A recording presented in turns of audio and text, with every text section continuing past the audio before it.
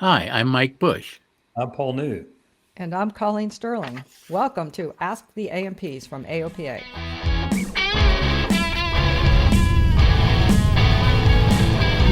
On Ask the A&Ps, we try to take your toughest maintenance questions and do our best to solve them. So if you have a question, reach out to us at podcasts@aopa.org. And if you like the show, make sure to follow and subscribe wherever you get your podcast.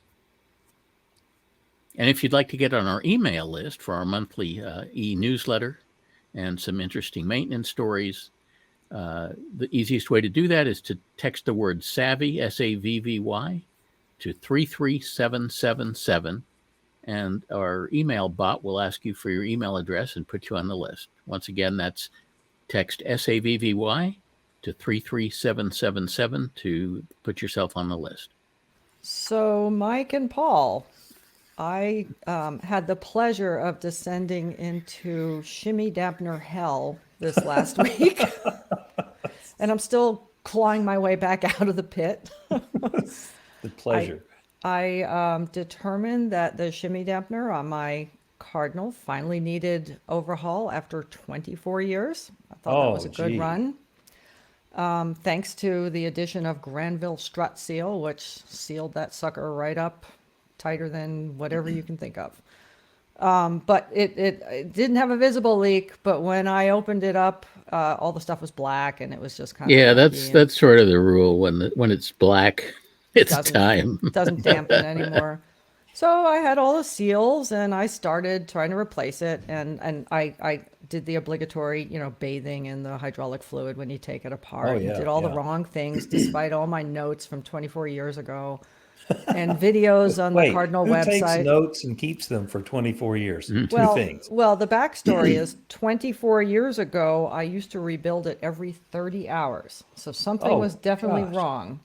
And I wasn't an A&P, and I finally decided that maybe I just didn't know what I was doing, so I gave it to my A&P, who was maintaining the airplane officially for me, and he rebuilt it, and then it was needing servicing in 30 more hours. So at that point, he said, "Wow, it looks like someone put this thing in a vise." And I'm like, "Don't look at me."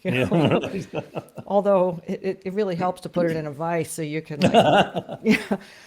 Anyway, he rebuilt it with the Granville strut seal, which is something you add to the 5606 hydraulic fluid to swell your seals. And my God, that thing worked great for 24 years. Yeah. I've used Granville strut seal a lot on struts, but I never thought to use it in a Shimmy dampener. But he said it was a last-ditch effort because we sourced the new Lord's Shimmy dampener, and it was thousands of dollars back in the 90s. So that was pretty unpalatable. Anyway, so fast forward. So I rebuilt that thing probably 4 times because each time I did it wrong. There's a little floating piston that goes in the shaft, and if it goes too far because you push it and fluid comes out, anyway, you have to get it back out, so you have to start all over. The only way to get it out is to blow it out with shop air, so you have to disassemble it to blow it out. So I did it 3 or 4 times and finally got it and got someone to help me so I could compress the spring against that thing and not take it in the eye and wear more fluid, and got it all done and put it on the airplane and safety wired it in, which is a little tough to get up there. And darn it, the next day I came out and there was hydraulic fluid on the pan underneath the engine. And I checked where the floating piston was, and it was, again, at surface me limits. So it needs to be removed and serviced again. And the only thing I can think of is that in taking it apart and putting it back together 3 or 4 times, which my friend Mike Busch calls maintenance-induced failures, I probably nicked or abraded an O-ring and accelerated a leak. I'm pretty sure I did, as a matter of fact. The job is not done yet. The job is not done. I got to go back in, go back into that hole. So you checked the shafts and the barrel to be sure there's no very small scratches or anything? I didn't see anything like that. Okay. And since it held before, I think I can do it again, but I did replace one chewed up O-ring from my gyrations. And there's another innie O-ring, not an outie O-ring, but one that's in it that kind of grabs the shaft and seals the shaft. And I think I probably nicked that one. Yeah, that's the one that if you have an external leak, that's the only way it can get out. Yeah, and that little floating piston with that spring will slowly push all that fluid into the major chamber and then pass that O-ring. Yeah. So yeah, it's just been so demoralizing. It's almost comical at this point. You know, I've gotten really good at this. I can make a living out of rebuilding these things now. There's not many pieces to it. No, but there's a lot of working it to get the air out, you know, and you have to remember to hold your finger over the hole or it's going to go into the air and come down on your head, which it did for me. It takes a while to get that out when you wash your hair, doesn't it? I was wearing a ball cap. I was good. Oh, good job. And I did clear the table of all important things, including my lunch, because I knew it was going to go all over. And was that in your notes from 24 years ago? No, the notes your are lunch off the table. The notes are too covered with hydraulic fluid to actually practically read. It's pretty sad. The Lord one doesn't use fluid, right? The Lord one's just like there's a rubber. dry one now. Yeah. But you say it's really expensive, huh? You know, I don't think that's certified for the RG. I don't think it is either. It isn't. When they first came out years ago, you could only get them through Textron or Cessna. Yeah. And they're pretty amazing units. They are pricey. Yes. But you're pretty much done ever doing any maintenance. There's no recurring maintenance on them at all. On the dry ones. On the dry ones, yeah. Yeah. But if you keep the shimmy dampers, it's either dampener or damper. Take your pick, because it's written several different ways in the different manuals. If you keep those O-rings in good shape, they're usually rebuildable, or not rebuildable, that's the wrong term, repairable or reworkable for a long time. Mm-hmm. Once the O-ring gets really hard and small on that piston, then the piston can scrape against the walls of the cylinder. Yeah. Once they're scratched, you're done. Our first question is from Adam, who's hoping his morning sickness isn't terminal. Go ahead, Adam. Good to have you on. Hello, everyone. I use a friend's airplane. It's a 1977 Piper Warrior. It's got a 0320 in it, and it's pretty close to TBO. It's about 1,950 hours. However, the engine doesn't burn any oil, and it runs really well. And recently, after a really long trip, we had pretty severe morning sickness. So it was running great. I didn't have morning sickness when I was on the long trip with it. I went out to start it, and I couldn't get the RPMs above 1,000. It was running really, really rough. I suspected it was morning sickness, so I maybe ran the engine for a minute, and I turned it off, opened up the cowl, and the right rear cylinder was cold, and so was the exhaust, and the front left cylinder was cold, and so was the exhaust. And so I let it sit for a little bit to heat soak. Started it up. It was running just a little bit better. And then, but it was still running pretty rough. And so I shut it off, felt the same cylinders. Now this time, just the right rear cylinder was cold, and so was the exhaust. So then we towed it, we faced it away from the wind. I let it heat soak for probably 15 minutes, went out there and started it up again for the third time. And after just a little bit of roughness, it was running fine. I let it idle. I leaned it out really well on the ground, and I felt confident enough to take off with the airplane, since it seemed like it was morning sickness. And after it warmed up, it seemed like the problem went away. So I took off, and I flew without an issue. And then when we got home, the owner started it up, and we had pretty severe morning sickness again. But now it seemed like it has gone away.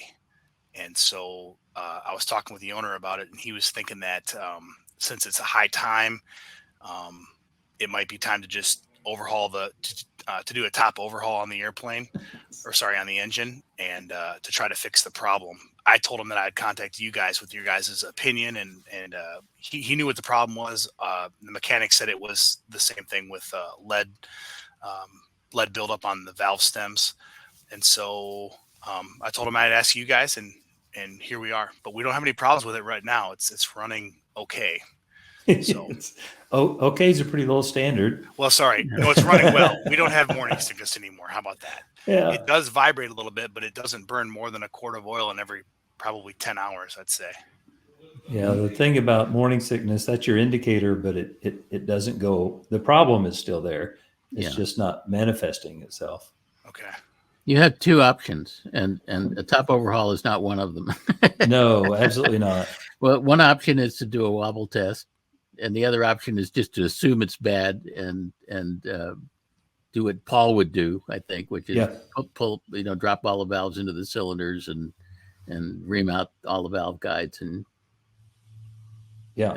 just on general principles. And I think if you're good, you can actually drop the valve stem out the lower spark plug hole and clean it up with a little emery cloth too. Okay.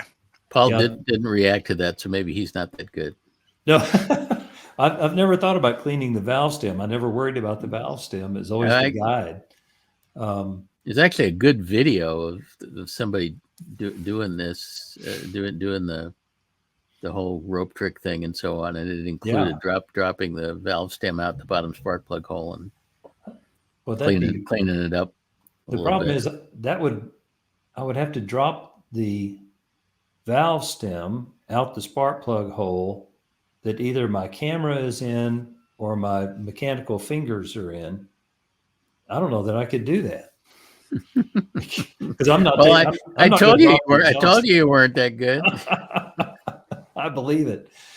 So we used to do this. You have not enough fingers, or do you have not enough holes? Well, yeah, these engines unfortunately only have two spark plugs. So one hole gets the mechanical finger and the other hole gets the borescope, and that doesn't leave any place left for the valve stem to come out. Now, if you drop the exhaust, which I would not recommend, because now you've opened up for even more problems. You do the rope trick. We used to do this, probably once or twice a month on a group of Cherokee 6s that a local guy was using as freight haulers. He had 4, and he flew a lot in all these airplanes. And it was a requirement because it's a 400-hour service bulletin. Now it's 200 hours. So if you want to look up the details, service bulletin 388, just going by memory. And as Mike said, there is the wobble test, but you can just save the time and you just get the reamer, and you're not going to cut any metal out of the guides. All you're doing, because you're using the proper size reamer, not an oversized. Lead is a metal, but well, you're point. Yeah, the metal. You're not going to cut any metal that Lycoming put there. That's right. The original properly installed metal will still be there. You're eliminating the infiltrated metal, if we will, but be sure they do one cylinder at a time, because I had, bless his heart, one of our mechanics was trying to make this go quicker, so he undid all 6 of the valves and the rockers all at the same time, and something got lodged somewhere where it shouldn't, and it broke one of the lifter bodies. So then we had to pull the engine. That was a bad day. So is the problem the buildup on the valve stem or on the valve guide, or both? It's mostly the guide, but both. Oh, okay. So do you use the dental floss trick? The dental floss to grab the valve so you can pull it back in? Right. Some people will tie dental floss to the keeper groove on the valve stem before pushing the valve stem into the cylinder so that they can fish it back. I never thought about trying that. Is there enough room? Because the top of the keeper, I guess it is slightly smaller, isn't it? I'm not that smart. I just use mechanical fingers. Mm-hmm. Now you haven't been watching enough YouTube videos, Paul. I'm telling you. You've been too busy working on airplanes and not spending enough time on YouTube. I don't have time to sit around and watch YouTube.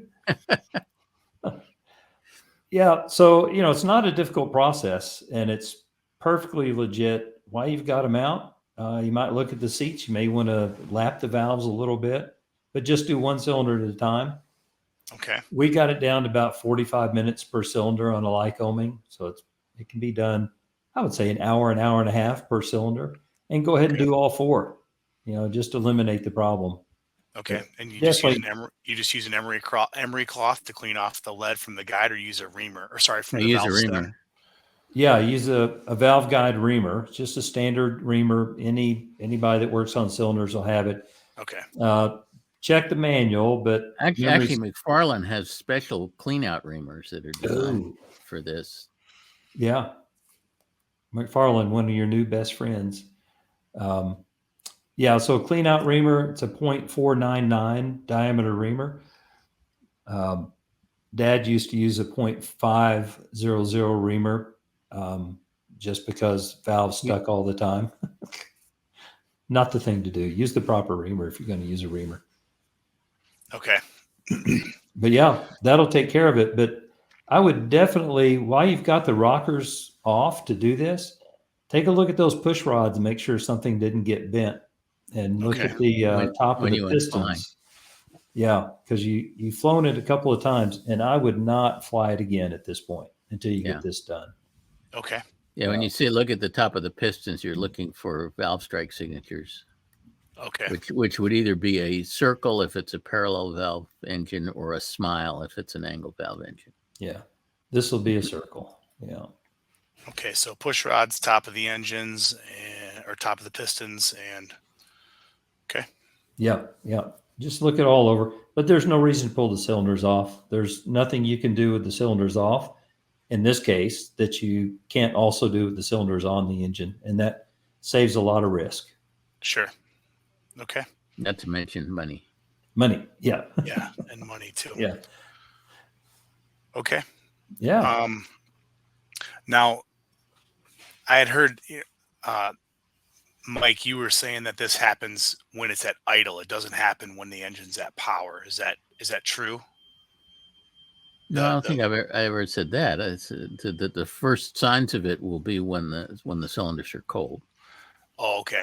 Yeah. I thought that it was because on a Lycoming, when the engine's at power, the lead gases escape. They don't stick to the valve, and when it's cold at idle, or when it's at low power, then it sticks to the valve. Is that true? No, this is stuff that's been building up over time. This isn't okay. something that's happening in real time.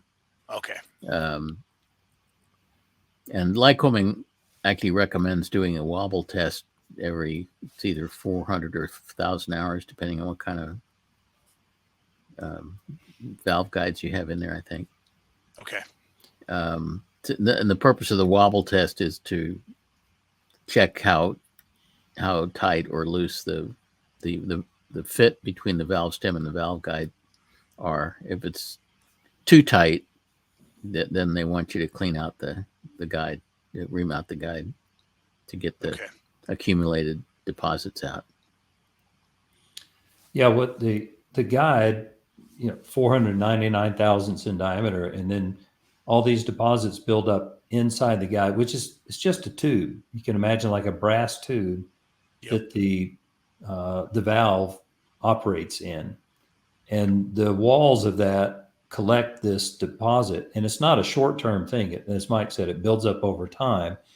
And when the cylinder is cold, it'll clamp down on the valve stem. And as it warms up, like any metal, it expands a little bit and gives the valve just enough room to operate. So it typically shows up as morning sickness when the cylinders are cold, but it can happen in flight as well. But usually you get this precursor, this morning sickness, that is your warning that you need to do something. This isn't it went away, therefore it's gone. It's it went away. That's proof that this is the problem. Let's take some action and get this taken care of. Yeah. Before it's a problem. The most likely time for it to happen in flight is on approach and landing, when you pull the power back and things are starting to cool down. Okay. A really bad time. But it probably wasn't. If you face a situation again, it probably wasn't a great idea to go fly the airplane, given the severity of the morning sickness that you described. you're running the risk of bending a push rod. Yeah. Okay.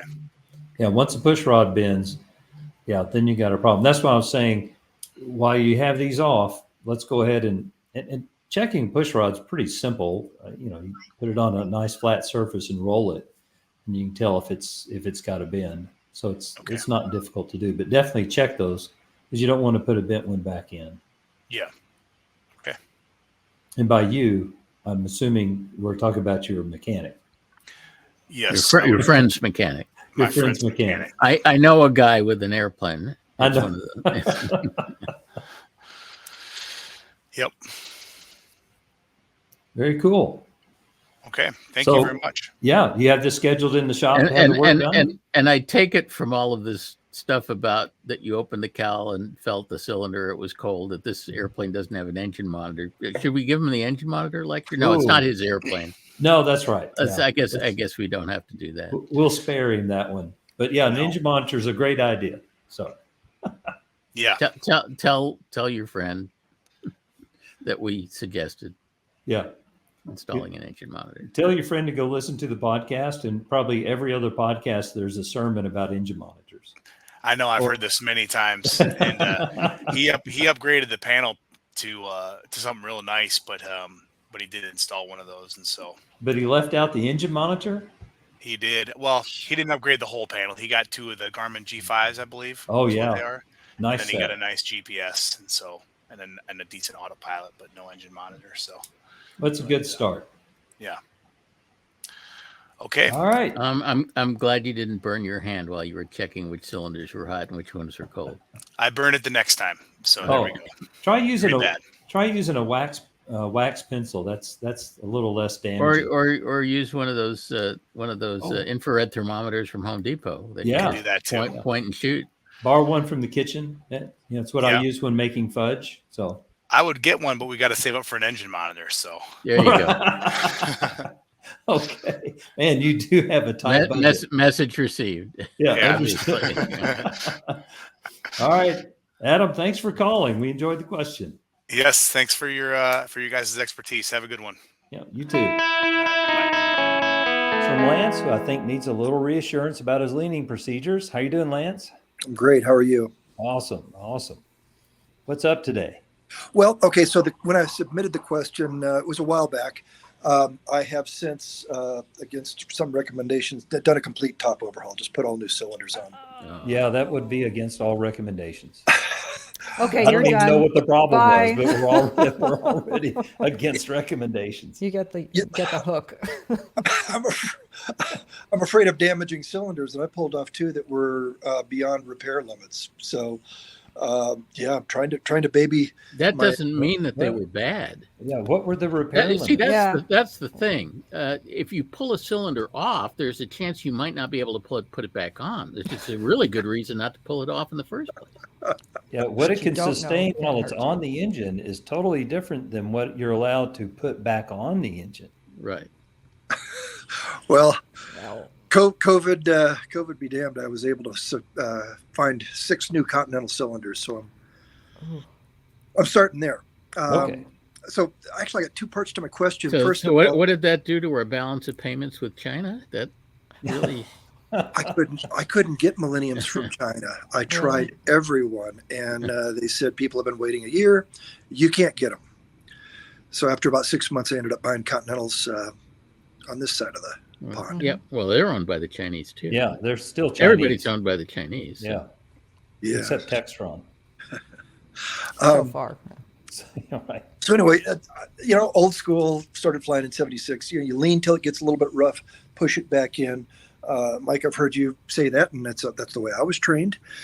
But then I look at the red fin in an article that you published a while back, and it seems like what I'm doing puts me right in the middle of the red fin or red box, which concerns me. Can't do that. And the second part to that question is when I put the new cylinders on, went through the break-in procedure, said, lean until, you get up 390, just keep it below 400 degrees on your CHTs. Well, I can open the cowl flaps on a 185 and make it as cool as you want. So my other part of the question is, if the cylinder heads are not cold, can you still get detonation? Well, let me go to the first one. part. If you're leaning till the engine is rough, you are really lean a peak to the point that at least one cylinder has quit running. So you're way outside the red box, assuming, so you have a fuel injected IO 520, correct? 40, In your 185? Yes. 520. Yes. So have you done a lean test to find out what the spread is? I've Ooh, tried. I'm going to while take your flying hesitation myself. as a no. Let him answer. Well, trying to fly the airplane first and then look at readings. I don't know if I did a very good job. But yeah, my gammy spread, I think, could be over 10 degrees. No, it's Well, not the measured in gammy spread degrees. is measured Gallons in gallons per hour. So Yeah. Oh, okay. I apologize. I don't have my notes in front of me, but yeah, you're right. The gammy spread is gallons per hour. Yeah, I don't know what my differences in temperatures are. I can't really speak to that. well, again, gammy spread has nothing to do with differences in temperature. It Yes. has to do with the fuel flow when the first cylinder peaks compared to the fuel flow when the last cylinder peaks. When I say first, I mean the leanest cylinder. When I say last, I mean the richest cylinder. And the difference in those two fuel flows, which is in gallons per hour, is the gammy spread. We like to see the gammy spread no greater than 1 gallon per hour. If you can get it down to a half a gallon per hour, that's ideal. If it's much over 1 gallon per hour, you would benefit greatly by putting position tuned injectors, gammy injectors, or the Continental position tuned injectors on the engine. But Yeah, so- with your question about the red fin, you said, well, you lean to the onset of roughness and then you push it back in, and the question is, how far do you push it back in? Yeah. Yeah. In a normal leaning with a good gammy spread, you pull back to roughness, push it forward just till it smooths out. Everything is way lean a peak. And no further. That's the no key. further. Yeah, you don't keep pushing it in. And the reason why Mike asked about your gammy spread is if you had one big outlier, you Right. could go, lean to the proper place with that one, but the other ones would be up closer to the peak, and that would put you closer to the red box. What are your CHTs running in cruise flight when you're leaned the way you're leaning? 390 on the hottest one, and then the rest are considerably cooler. And is that with cowl flaps And closed? that's with about 1 notch open. And if I open them, they'll drop way off. Well, there's no reason to cool them off more than that. 390 is perfectly acceptable for the hottest cylinder. Okay. And the more you cool them down with the cowl flaps, the more cooling drag you're incurring. So it'll slow you down a little bit. So there's no reason to cool them down more than they need to be cooled down. But that sounds fine. And so I would not be concerned that you're in the red anything. As long as your CHTs if your CHTs have a 3 in the front of them, you're doing good. So now I could do that down at 6,000 feet. I could have the CHTs all below 400. Sure. You're saying I can't hurt that engine by leaning it out? That's right. Nope, that's right. Lean of peak makes it easier on your engine by letting your cylinders run cooler. Yes. You lose a little bit of power, but you gain a lot of longevity.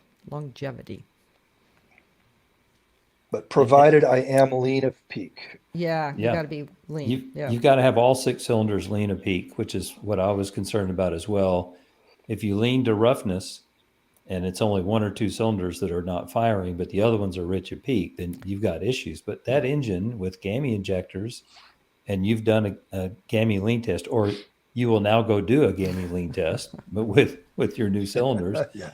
And if your spread is less than a gallon an hour, then you're not in the red box. I'm not sure why you thought you were in the red box. I guess I was just looking at the The EGTs. Yeah. Okay. There Yeah, you go. that's what you were looking at. the- Yeah. the- Yeah, EGTs, and they can go up to 15. Sure. Yeah. They It have no looks limit. scary, but it looks scary. Yeah, in a normally aspirated engine, you cannot generate EGTs high enough to bother anything. Yeah. There's no red line, Your yellow line, or your anything. your exhaust system is what, 321 stainless, which is good up to about 1600. And in fact, the tubing in your exhaust system isn't really running as hot as the exhaust gas temperature anyway, because there's a boundary layer that insulates it a little bit. So you don't need to be concerned about what the magnitude of your EGTs are. You need to focus on CHTs, and as long as they're below 400 degrees, you're doing fine. It would be a good idea to do a GAMI lean test, because if your GAMI spread is bigger than a gallon an hour, then you would benefit from installing tuned injectors, which would be a whole lot cheaper than 6 cylinders, by the way. Right. Yeah. Oh, which is a great segue into, and you may not want to go into this now, but you've already confessed that you replaced 6 cylinders. We're really interested in, I don't know, it's kind of sad that you replaced all 6 cylinders, and we're not even sure why you replaced the 2 that were problematic. That were maybe. cooked. That were cooked. Yeah. Did they ever define yeah. cooked? Just took them to an overhaul shop, and they said these cannot be saved. Right. Well, that's the But problem, why? because if you send them to an overhaul shop, they're compelled to measure them. Yeah. And that's the nice part about leaving the cylinder on the engine, is that you can't measure it, so it can't be Yanked. unairworthy. Yeah. Yeah. There's lots of cylinders out flying on engines that are in perfectly great shape that would not measure within the reinstalled tolerances, but that's not what the tolerances are for. So yeah, it probably would have been just fine to leave them on, unless we know why they were cooked. That's an interesting, I mean, I hear that a lot, but then there's never a definition of it. Yeah, like was something wrong with the valve? One of the valves were burned? Were the valves burned? Was the head cracked? No cracks, but yeah, the valves on a borescope, the mechanic said that they looked bad, and he needed to pull to investigate further. Did you get pictures? And He needed to pull them to investigate further. Now that's a good one. Oh wow! It's like the What can you Oh, investigate gosh. Like with the doctor's cylinder gonna- off that you can't see with the borescope? It's Yeah. like the doctor wants to yank your heart to check it out. This Other won't hurt a than- bit. Yeah, it'll just take me a second if I can just get You it out see- and in my hand. And we're joking about this, but this is kind of serious. This is Yeah. endemic in the industry. Mechanics are taught that if there's anything wrong with a cylinder, it has to come off. Yeah. And we're trying very, very hard to re-educate people that that's not the case. That more times than not, you can resolve the problem with the cylinder without removing the cylinder. If it's a valve problem, you can lap the valves. If it's a ring problem, you can do a ring wash. But removing the cylinder should be the absolute last resort. yeah, And once you remove the cylinder, there is a good chance that you won't be able to put it back on. Yeah. Because once you remove the cylinder, they're compelled to measure it. And if it's beyond service limits, then they're not allowed to put it back on. Which it may very well be. But a cylinder beyond service limits can be absolutely fine, and the engine can be running very healthy, and you'll never notice It'll make that power. it's is what above you said, service yeah. limits unless you pull the cylinder off and measure it. It's not going to fail mechanically and cause a catastrophic failure in your engine. It's just going to Right. degrade gracefully, start burning oil, and then that's gracefully. probably, I like well, that. hopefully gracefully. I mean, there are some circumstances that justify pulling the cylinder if it's, if it's been sitting around unflown and it has massive corrosion pitting, or if there's a crack in the cylinder head or something. Yeah, maybe you have to pull it. But you can confirm. well, with compression the was showing like 20. Oh, The where was it compression being way lost? down. Yeah. Where was the air going? That's the next question we have. Probably the exhaust. Out, Probably out- the out the exhaust. exhaust valve. So Right. you could have So lapped the you valve. should lap the valve. Yeah. if it wasn't burned, if the valve itself hadn't started turning green yet, more than likely it could have been lapped, replace a rotocoil, and keep flying. Yeah, the And- valve just wasn't closing. It's like the stopper in your bathtub is letting the water out, right? So all you do is just clean up the surfaces and put it back in, and water stays in the bathtub. Yeah. That's what I mean, lapping the valve does. there's no downside to doing that.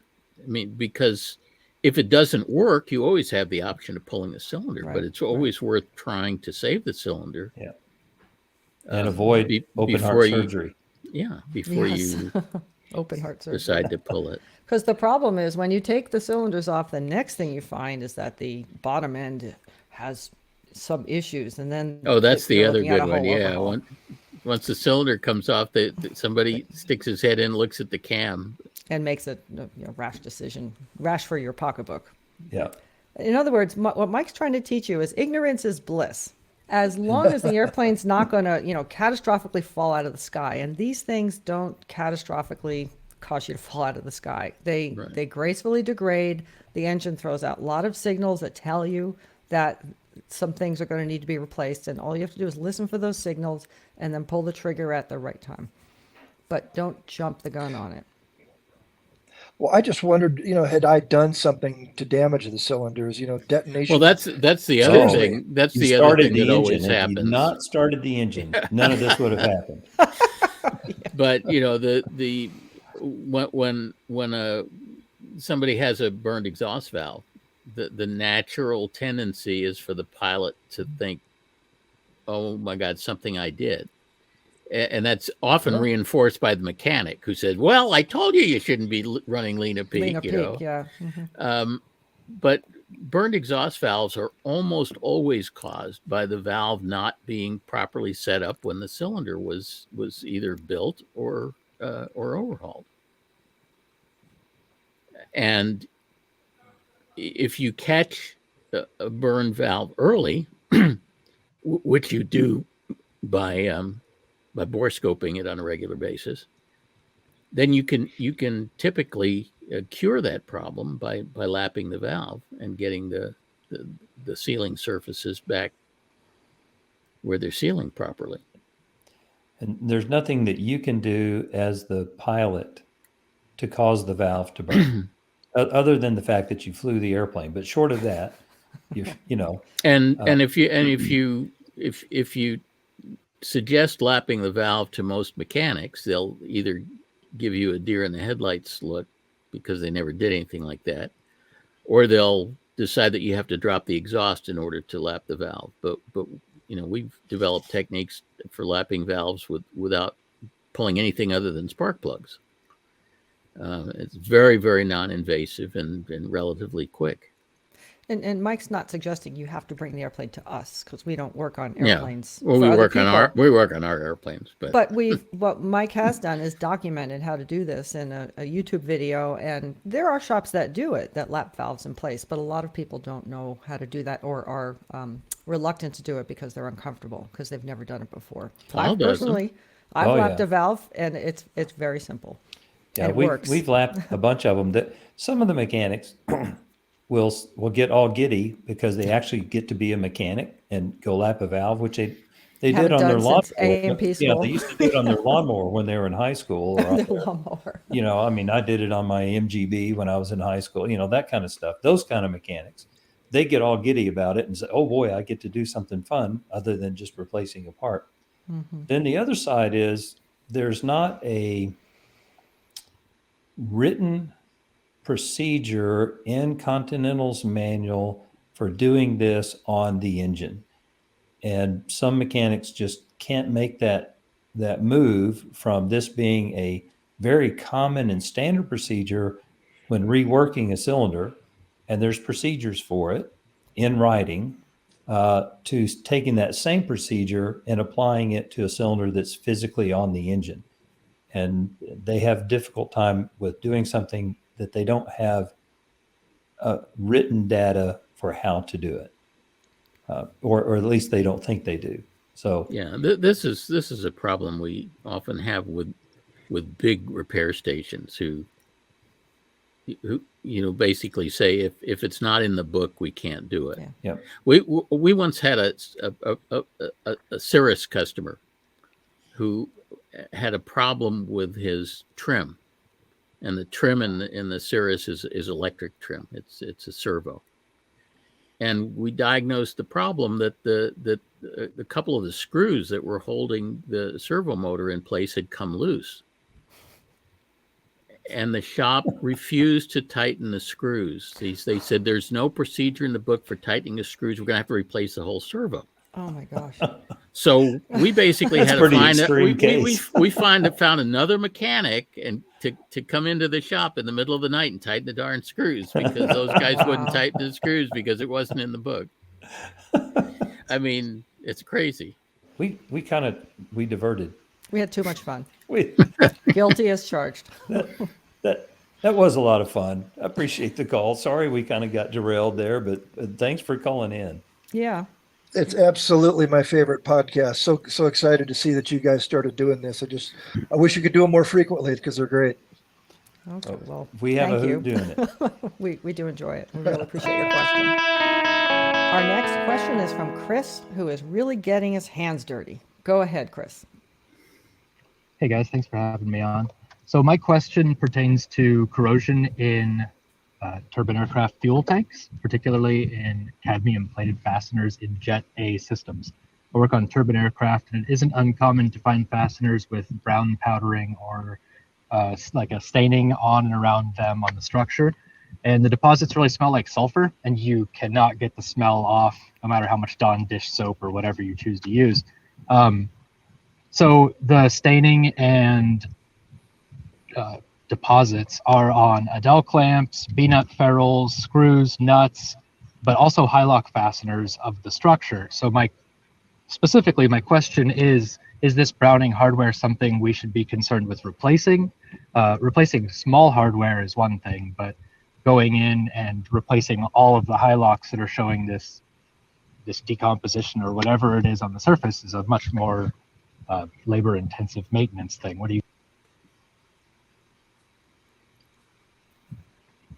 So I'm not a chemist, but I did look up CAD corrosion in Jet A, and I learned that there is sulfur in Jet A fuel that will remove the CAD plating.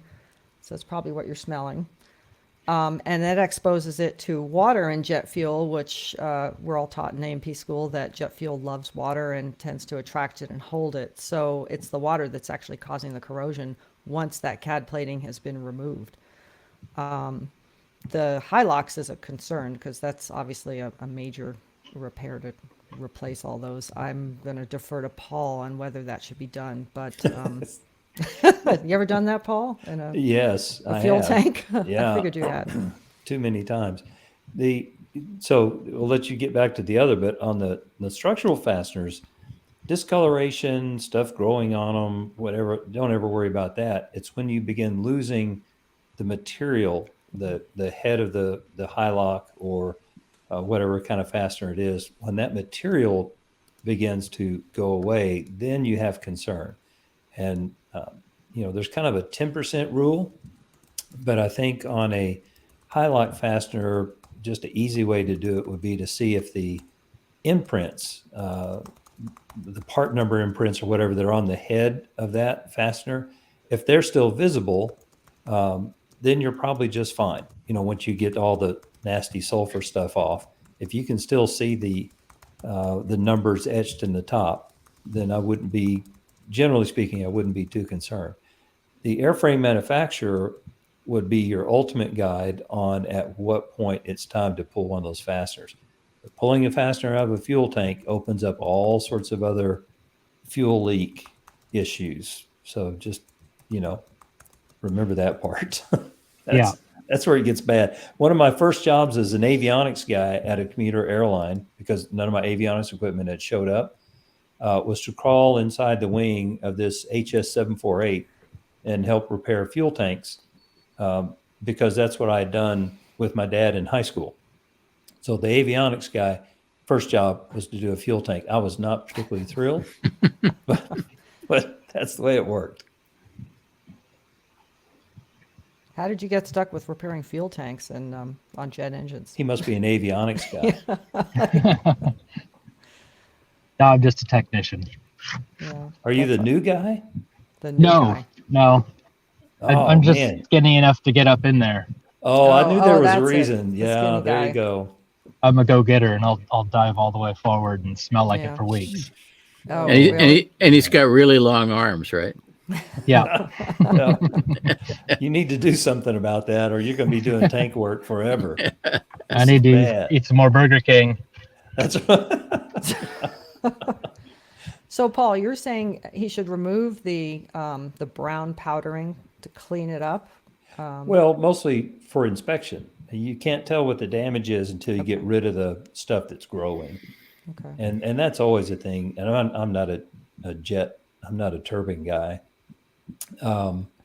But when you get inside those tanks, all the stuff that's growing in there and all the nastiness that you have to deal with, you know, you routinely have to go in and clean it just to see what the condition of those things are. And is it just Jet A, or is this also for piston avgas planes? Avgas is not, well, Not as if you nervous. keep water out of the tanks, Yeah, it's yeah. not an issue in avgas at all. Yeah. But jet fuel, as you were saying, holds that water in suspension. It just becomes a part of the fuel, and then little critters are growing in there, and you know, just living. It becomes its whole new ecosystem. Right. And you I don't know, Chris, what sort of additives are put in the jet fuel to reduce that? I mean, Prist. obviously not very Prist. effective. Yeah, Prist. Yeah, we throw some Prist in there, and we have customers that say they use Prist actively and they dedicate to it. And there's so much stuff. Like I've looked at stuff under a microscope, just been curious, taking it home, looked down there, and seen stuff that look like mites and fleas and lice. And Yes. it's wild Really? what's in there. Oh yeah. Yeah, stuff lives in there. It's weird. That's creepy. And then you Wow. burn them up, Yeah. hopefully. Die. Hopefully they get caught in the filter. Oh, well, that's true. Yeah. Wow. Interesting. Well, that was an interesting question. Yeah. I don't think many listeners are going to be crawling around in fuel tanks looking at this stuff, but it's good to know that it's there. They can call Chris. Yeah. No, no. He's thin and he's a go-getter. Yeah. So, well, I'll Okay, eat some well- more cupcakes and stay out of that. All There right. you go. it is Christmas time. Go and Go. chow. Go for it. Yeah. Okay. Well, thanks for the question. It was a great question. Very interesting, different kind of topic. So, All right. critters. Thanks for the podcast, guys. Okay. Take care. Chris, thank you. You too. Our next question is from Brad, who is slinging his way through prop, fact, or fiction. Go ahead, Brad. Howdy, everybody. So a very cold Southern California morning, near freezing. I was working with an instructor. Wait. I don't believe that. And howdy. No, you can't say howdy from Southern California. There's Did you- something did really you have wrong to- with that. It has been getting down into the 30s at night. This is actually Not- a couple years ago. Oh, Yeah, not okay. in Southern California. Come on. Did you put your little mittens on to go out through the airport? I did have gloves on. Yeah. Okay, It was, Oh, Let's Poor Brad hadn't even got his let question him out let's yet. let him ask a question All right, before sorry. we attack him. I was no, raising so the flag on I grew up him. in farm country, so that's Oh, where good. howdy Okay. comes from. That's good. Okay. Central Valley. Anyway, Yeah. So I was working with an instructor on a commercial rating, and it was cold enough that I had heard this before. I learned to fly on the East Coast, and I'd heard people talking about pulling the prop through. I guess the general idea is to help distribute oil throughout the cylinders, like move things around so that it's not pooling or something. Sorry.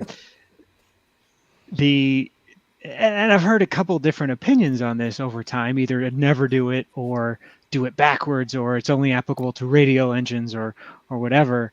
And so what's the actual truth there? Is this all old wives' tale? Is it? There's no truth Yeah. to any of that. That's a Okay. zero. Wow. I mean, what are you trying to move? You're trying to move oil that's that's sluggish like honey, right? And it's all sitting in the bottom of the engine, right? Or if there was any oil in the cylinders, you're going to scrape it all away when you're moving that prop. if you're worried about cold, you should be worried about a preheat to get Yes. the oil Okay. viscous, right? Yep. There's two different things. There's pre-oiling because you think there's not enough oil in the engine because it's been sitting for a while and it's drained all back. Or there's preheat where, and I've taken my plane where it's below 40 and you definitely don't want to crank the engine because the oil isn't going to be moving at all and it's going to be metal against metal. So which one you were thinking about preheat maybe? You get a hairdryer? Yeah, so I have had experience Stoplights. preheating before. Yeah. I mean, in Maryland, it would, there'd be snow on the planes. We'd have to brush off Yeah. and then bring the propane cart out. Yeah. It burned the paint off the cowling. Yeah. Put the little Oh, yeah. blankie on. Yeah. Yeah, but for pre-oiling, literally, you take the cowl off, you open up the spark plugs, you put oil in there, and then I think you crank it with the starter, right, Paul? I've never done this, but Oh, Yeah, to I've never build up even heard oil of that. pressure? for pre-oiling, to just kind of move the oil through the engine. I don't even think, do you pull the prop through? Well, so there's a whole lot going on here if you decide you're going to do something that drastic. When Yeah, would it's you drastic. when would you do that? I Colleen? don't mean, know. If it's I'm- been sitting for years. If it's been I- sitting for a long time and the oil pump is vacated, I 'cause everything's suppose. drained out Yeah. of it. Yeah, Um, you could pull the plugs and spin it. motor it with the starter. But And that's get not oil what, pressure. I mean, I That's- always do yeah. that, for example, if like I'm putting in a new turbocharger or something, Sure. Okay. Yeah. just to get some oil pressure through the turbocharger before starting the engine. But just a personal, I don't want you to die kind of thing. Well, first off, pulling the prop through backwards turns the pump backwards and is never going to put any oil into the engine. So just start there. So the only way you're going to build pressure is to turn the propeller in its running direction. If this is for a Comanche, so you have a shower of sparks for starting. Shower sparks is not going to fire the engine when you pull it through, but if you don't know what sort of starting mechanism you have on your magnetos, if you have a Cessna, single engine Cessna, you will typically have a Impulse couple. impulse coupling. Thank you. I lost my words there. And if there's anything wrong with the ignition system the P lead in the ignition system, like the switch is not turned off, the key came out before it got to the off position, any number of things, the engine can and very probably will fire when you pull the prop through. People die. Many people die every year because of this. And so if you're going to turn the propeller, don't ever turn it in its running direction. And it's of no value to turn it backwards. So Don't turn it. don't turn it. Go get a preheater and take Yeah. care of it. Yeah. Now, the reason why you turn a radial propeller is different. Yes, very different. To drain the oil out of the cylinders to prevent Yeah. hydraulic lock when they start Yeah. firing. The bottom cylinders will fill up with oil and Yeah. you'll bust a cylinder head off. And is that because the clearances are a lot less in? No, it's radial because the engines? tank is above the cylinders. Oh, so the oil's Yeah. going to drain somewhere. Yep. Yeah. So On- you'll see that typically on radial engines. Yeah, they all get out there and pull the props through. And And it's very cool. It's like a rite of passage. We don't Yeah. get to do that as piston Yep. opposed engines. So make more sense? is that, Yeah, no, that's great. So Appreciate you it. got to go get a preheater for Southern well- California. That's crazy.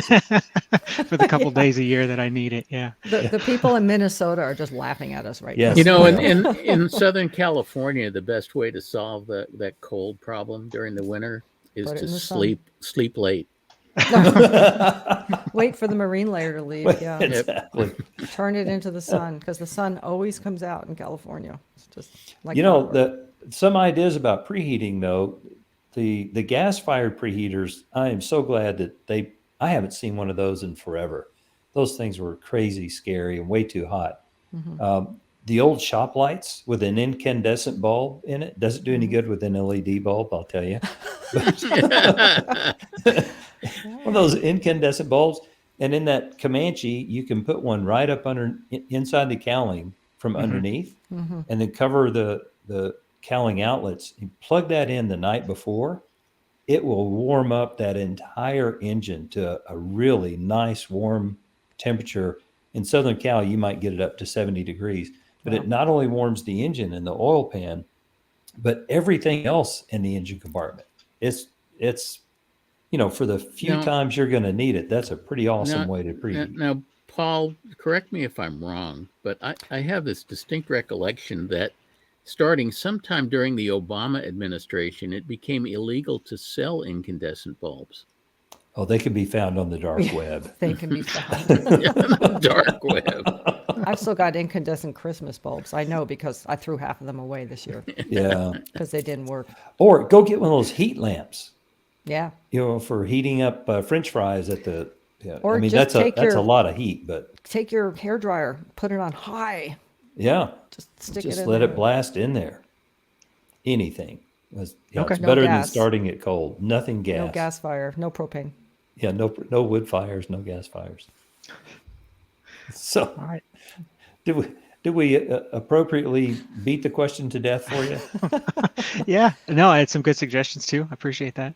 Okay. All right. Well, we appreciate the call. Well, come back in the summer. It'll be super hot, and then you'll be wishing it were winter in Southern California. Triple digits or no digits. All right. Thanks for calling. Thanks, Brad. Okay. Our next question is from Barry, who's wondering if EGT really does matter. Go ahead, Barry. All right, the muffler that was in my Tiger when I bought it lasted about 1,100 hours before needing replacement when I was operating rich of peak. Since getting a 4-cylinder engine analyzer and operating near peak or slightly lean of peak, 2 mufflers have had their internals burned out within about 450 hours each. Does higher EGT or lean of peak operation affect muffler life? Wow, Well, that's very concise. probably what burned out were the flame cones, which Yeah. Yep. actually the muffler's better without the flame cones. I don't know why they put those things in there. They're just Cessna took them out of the complete- 172. yeah. Every IA I've spoken with has said the part has the flame cone in it.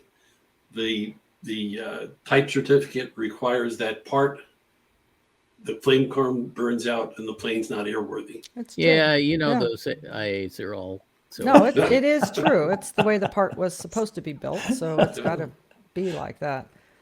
But I thought this was a very interesting question. So I called the local custom exhaust for aircraft parts place. He's our master welder guy around here, and asked him about this.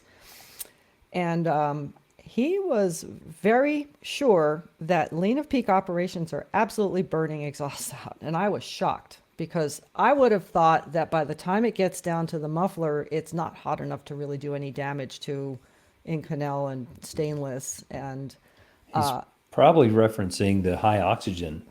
he did say Yep. that when you operate lean of peak, it's a highly oxygenated flame front, and that's really beating up the parts. But I mean, this is empirical evidence from a shop that sees lots of exhausts come in and talks to the owners. And in his experience, he said 90% of the guys that are running lean of peak are bringing me exhausts that are trashed.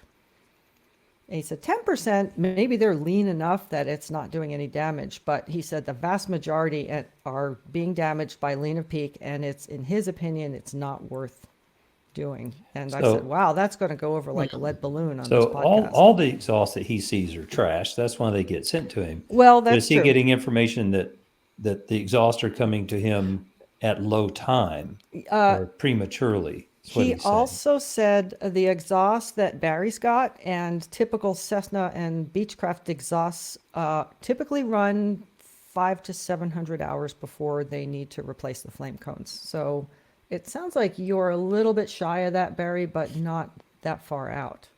Boy, I sure then- wish somebody would come out with STC mufflers that didn't have flame cones, because those Or- things are just a disaster. Well, he said you should just take all the mufflers off, and that's what the experimental community is doing, is they're running without mufflers because the back pressure really doesn't buy you anything. As a matter of fact, in his opinion, and he does a lot of racing and experimental stuff, he said removing the muffler on a Beechcraft Bonanza increases power by 3%, so slight increase.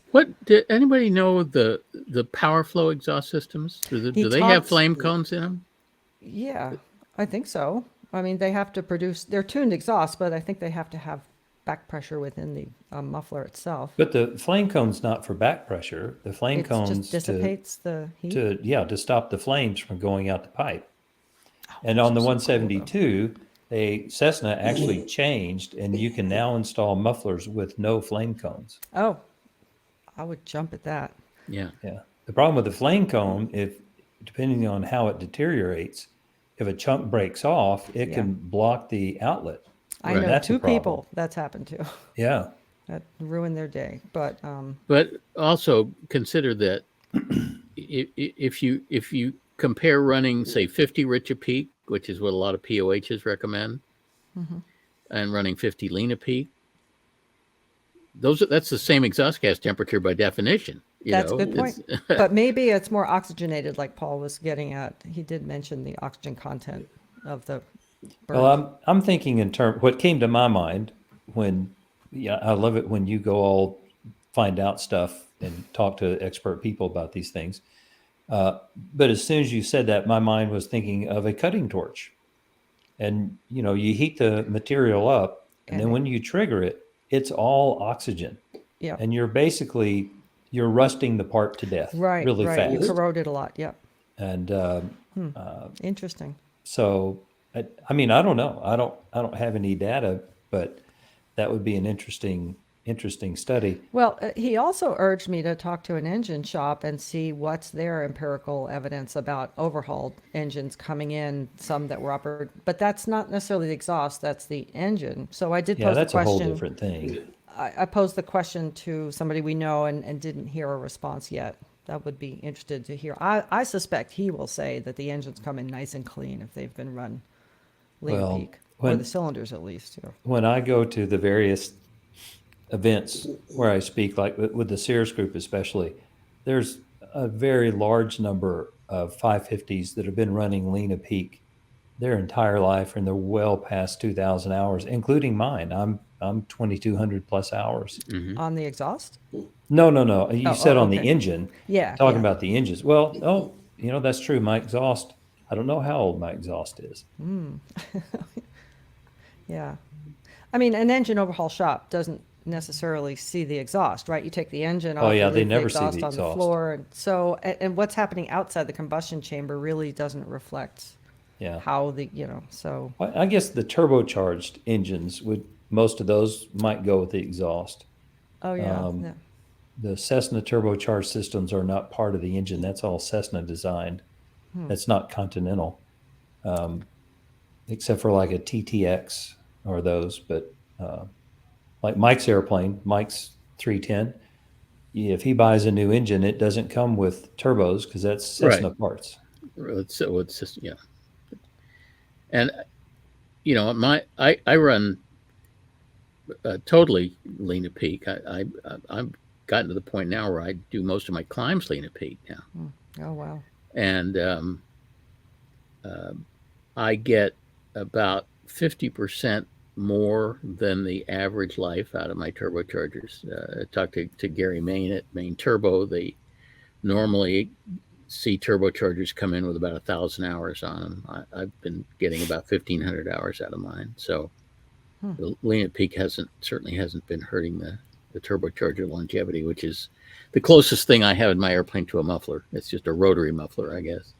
Yeah, but you only have like 3,000 plus hours on your engine, so What does that have to do with? what's just some people How long are making decisions at 500 hours. You've gone 3,000 hours and have a whole lot more data to support that this is not a big problem. Yeah, I don't. Do turbochargers normally last the life of the engine, or are they replaced? No, they typically don't. And according to Gary, he says the average turbocharger service life is about 1,000 hours, which would be like a half a TBO. Because they're abused, right? And I they're in a- do a little bit better because I'm sort of obsessive compulsive about controlling TIT and stuff, but no, the turbocharger won't typically go as long as the engine will go. And So how the do pro- materials of construction compare to the muffler internals? It's probably similar, right? It's probably meant to be operated in high temperature, corrosive environment. Well, Mike? Mike, do you have the Inconel or just standard 301 stainless on your exhaust? My exhaust is the exhaust plumbing is Inconel. Obviously, the turbocharger is not Inconel, Right. and the tailpipe is not Inconel. Tailpipe is Steel? thick wall 321 stainless, which we Yeah. determined has a better service life than Inconel because the tailpipe is the coolest running part of the system because the turbocharger has absorbed a lot of the energy by the time it gets to the tailpipe. So the tailpipe doesn't benefit from the high temperature characteristics of Inconel. And the problem with Inconel on a tailpipe is Inconel is extremely brittle. So in order to be able to make the bends that that the tailpipe has, it has to be pretty thin walled. If it's thicker than that, they can't get the bend radius on it. So thin wall Inconel it doesn't last as long as thick wall stainless on a tailpipe because again the tailpipe is a cool running thing. Also, Inconel, the failure mode of Inconel is much. It's less. It fails in a less friendly fashion. Stainless, when it starts to fail, it kind of turns color and starts to bulge and stuff that's pretty obvious during inspection. Inconel doesn't do that. It basically starts to pinhole, and it's much harder to see Inconel starting to fail than stainless. I wonder if someone's done any sort of true to life testing of Rich Peak versus Lean Peak exhaust in terms of how it does react to the exhaust mufflers. Yeah, I'd like to see some controlled test. I mean, it's great to get, just a hearsay from a shop, which is they see a lot of exhausts, but there could be many reasons why these things are happening. It's not a controlled experiment. Yeah. But as Paul was saying, virtually all of the Cirrus fleet operates Lean Peak. And of course, it's a mixture of turbos and normally aspirated, and the turbos don't have mufflers; they have turbochargers. It is really interesting, Barry, that you got so much more time on your first run muffler from when you bought the aircraft, and then now under your operation, it's running significantly shorter. Yeah, one point on my Lean Peak operation, I typically am flying at relatively low power and only 5 or 10 degrees Lean Peak. So as Mike pointed out before, it's not the equivalency of 50 degrees rich and 50 degrees lean. It's 50 degrees rich and 5 degrees lean. So there is a temperature differential between my two operations. And to me, it seemed reasonable that and the difference in oxygen partial pressure was leading the corrosion. And you look at the flame cone in the earlier years, and you see the holes in it getting bigger. Yeah. And I think that's the analog to Mike's pinholes. It's the material It's being degrading, abrading away. being worn away. I would have thought it's colder by the time it gets to the exhaust because the EGT is measured 4 inches below 2 inches, 2 inches below from the typically, head. But this person that I spoke to said that by the time it gets down to the muffler, it gets forced into these little nooks and crannies, and it focuses the heat and the energy right there, and that's where it does the degradation on those flame cones. So it's I wonder if they are manufacturing them differently now than 20 years ago or 15 years ago. That could be another reason for More the change. expensively. More expensively. Yeah. That's probably true. We were talking about the cost of doing it. At my old muffler prices, it was still saving me money to run Lean Peak. At today's muffler prices, Yeah. it is the wrong direction. Yeah, he said your mufflers in the Tiger were produced by the Alano Corporation, which is no longer in business. Where do you source your? You just go I to don't know. Dolly, is it? Dolly. You go to Dolly and they Dolly, yeah. overhaul them. Yeah, Mhm. yeah. So I wonder if the manufacturing is different, but it's hard to. Might Well, here- check with AWI and see what they make. Another exhaust Another manufacturer. exhaust manufacturer. Yeah. Yeah, I wonder if But- they can put in like an extra thick flame cone or something. Accidentally on purpose. Or accidentally leave them out. I Well, like that accidentally one. leaving them out would be the best thing. Oops. What's the downside? And I'm taking it sort of out of the certified issue here, but what's the downside of not having a muffler?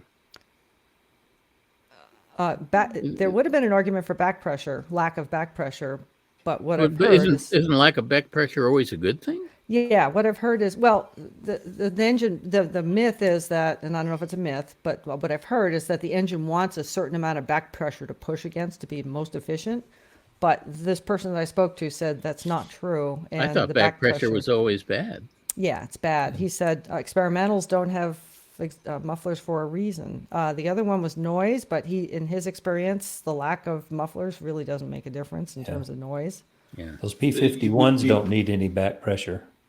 Hey, that sounds like a great idea for an STC. Just Take it away. a muffler removal STC. It's More room, is less things to burn it's yourself a against. piece of pipe that goes where the muffler used to go. Yeah, and less expensive. Except you can't get a heater, right? It's kind of harder to That's Yeah. true. You That's need true. the you need cockpit. it. Well, you'd still have to have an exhaust pipe to get the very and hot exhaust out of the cowling. Just put a shroud you around could the shroud pipe. around that. My Lancer has a shroud around one of the exhausts, and then Yeah. so No, you it would can do just that. be. I think it'd just be a totally win-win to get rid of all the flame cones. I think we should get rid of. We should do ram air too. So we should get rid of the inlet air filter and have a little door. That Mooney gives, had like, that. Oh well, my Lancer has it, and it goes like an inch and a half more of manifold pressure. Yeah. Super, supercharged, and it's free, right? It is. So Yeah, the old Moonies had those. We had an M20F that had that. And it was an extra inch of manifold pressure in cruise. So, I mean, the whole thing we're trying to do is make the engine breathe easier, right? So we'll take off the stranglehold at the front, and we'll take off the tight britches on the back. Yeah. The tight britches. All right. Okay. Well, thanks for the question, Barry. I thought it was a great question. Very. I don't know about interesting. the answer. The question is great. No, we all agreed that we want to get rid of flame cones. Yes. That's right. And that's the one thing it's doing for me. Now, all we need is an IA that will sign off or doesn't have a flashlight. Oh, good luck finding an inspector without a flashlight. Yeah. Okay. Well, thanks for calling in. We appreciate it. All right. Thanks, care. Barry. Have a good day. Our next question is from Jeff, who's trying to keep his students in the green arc, maybe? Go ahead, Jeff. Close enough. Hi, guys. Thanks. Thanks for doing the podcast. Thanks for taking the call and the question. I'm a CFI with about 1,600 hours, 900 in the right seat, and mostly in airplanes that have their wings on the right side, the top side, not the bottom. Yeah, side. where birds have Yes. them. Amen. No offense, Mike. But you do fly a Cessna, so I don't know where they Yeah, got that's the right. the Well, top and the my bottom. My first airplane was a 182. I love those Yeah. airplanes. There you go. Yeah, those So- low-wing airplanes are the devil's work. That's right. So How about two-wing airplanes? I'm a big follower of the school of Paul's TLAR. All right. But there's a converse to the TLAR, and that doesn't look right. Right. So I just picked up a new client. He has a 172i model, 1968, 0320 E2D. And I'm sitting in the right seat, and right in front of me on that particular model is the TAC. And I'm looking at it. And like I said, I got about 700 hours in a 172, and that TAC just does not look right. Something's out to lunch. So I look in the POH, and it's got engine instrument markings, and it talks about, 3 arcs, the inner, the middle, the outer green arc. And in a Cessna, it's generally somewhere between 2,100 to to red line, 2650, whatever it is. So it's like, so then I went back and did a logbook review, and I dug in the logbooks and I found that the original tack was replaced in 1993 and it hadn't been changed since. And it's like, okay, well, wait a minute. It's been signed off for 29 years as being okay. Those darn IAs. I know. And it's like, how am I I don't know. I guess, how do we know that we have the right equipment that was installed? And, there's an AC out there, 20-88A, that talks about correct markings on stuff. And anyway, I just thought it was really weird that it had gone 29 years and come to find out it's not the right tack. And I let the owner know, and he's no longer a client of mine. So I don't he know. fired you because you noticed his tachometer might be wrong. I don't know. Problem. We haven't had that formal discussion on why I'm not working with him anymore. Maybe it's just me and my personality, but anyway. You're so type A. So how do you know? I mean, how you guys didn't do the annual, you would have likely caught it, but how does that happen? I mean, you don't count on that. Yeah, is I wouldn't count on that. Is that part of the checklist that, hey, we just do a quick cursory review of the instruments? And markings are typically part of a checklist that I've used, but I don't always look at them, right? You always kind of just assume, yeah, it looks like there's a tack. You kind of don't look closely. And it's redline correctly. So the tack, I have flown in some of those airplanes with the wings on the wrong side, and it looked like one of those tacks. It looked like a Piper tack. Yeah, and for the people that can't see the picture, the tack he's talking about has a huge green arc that goes down to like 1,500 all the way 500. 500. Yeah. Yeah, to that's red pretty line. big green arc. That must be like a Piper Cub or something. I don't know. It's right. Well, that's a Cessna. Is it's it an older Cessna? Really? I've I never can seen tell one by like the that. dash and the amp meter. Oh, but the tack that I was looking at, the one that was incorrect was from 500 to red line versus 27. the correct one, 2200 to red Yeah, line. Paul's looking at it, right?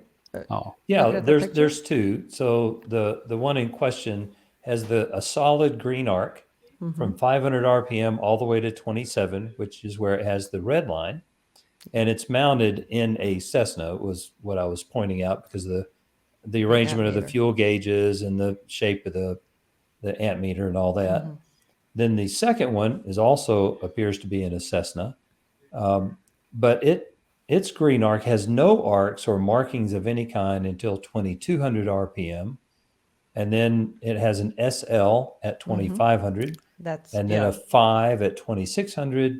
And I can't make out what it says at 2700, but that's the red line.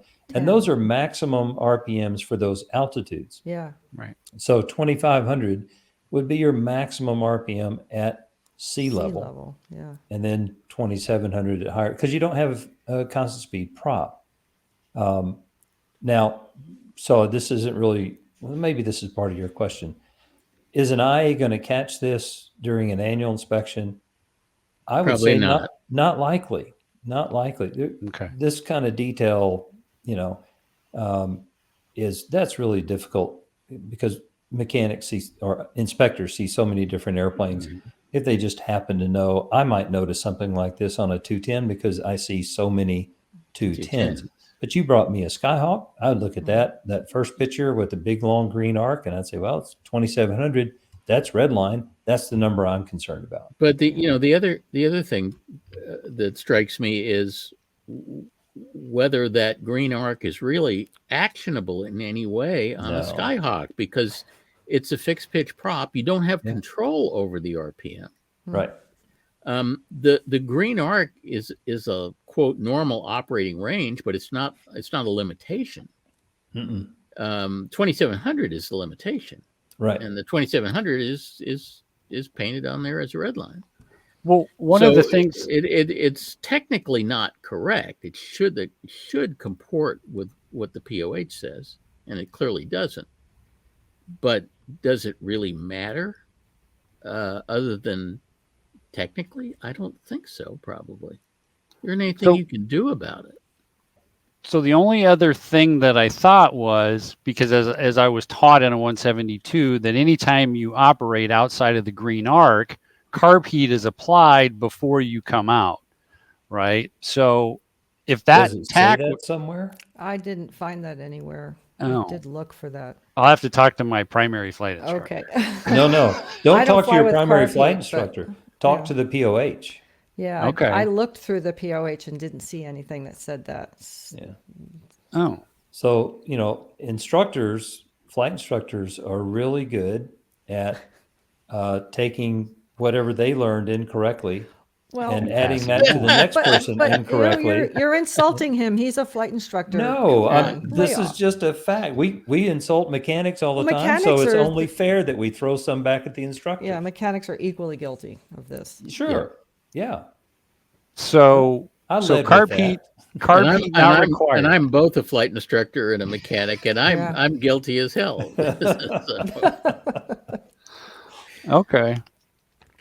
Now Um, going back to tack, so I own a biplane, and the tack in my biplane has a white arc. What do you think about that? It was a case of, hey, we've got a tack, let's just throw it on the plane, and it wasn't painted correctly. And you know what? I just ignore the white arc. It's got the proper red line, which I think is the most important thing. Yep. So As long as you don't have an not a AD or a certified limitation airplane. for vibration. the then- proper, I mean, the proper fix for this, if this guy was still your client, which he isn't, would be to send the tack to an instrument shop and have Right. them remark the dial. Yeah. He doesn't need a new tack or anything. It's the instrument shops mark Yeah. the dials all the time. Mhm. When I added the vortex generators to my airplane, I had to have the airspeed indicator remarked because it Right. changed some stall speeds and stuff. So that's a pretty common thing to do. I mean, and if you were back in '93, if you were the A&P replacing this, how do you find the correct one? Usually it's by part number, right? So you Yep. just get and I looked on the Chief website, and they're selling the exact tack that you're talking about, the picture that you showed, for $800. You can buy one, and they listed the Cessna part number. So these people did kind of what like my biplane builder did. He just found something on the shelf and said, this will work, put it in there, and it's Right. been like that ever since. Right. Well, thank you guys very much. Appreciate it. And call your customer up and see if Tell you can him patch things up. Take That it no, back. no, the tack has been replaced with a serviceable one, so Oh, it's okay. been repaired and corrected. So I don't know if it was the bill that caused Mhm. the consternation. All from a free lesson. We'll get Oh, it back. there you go. Pilots Well, love freebies. no good deed goes unpunished.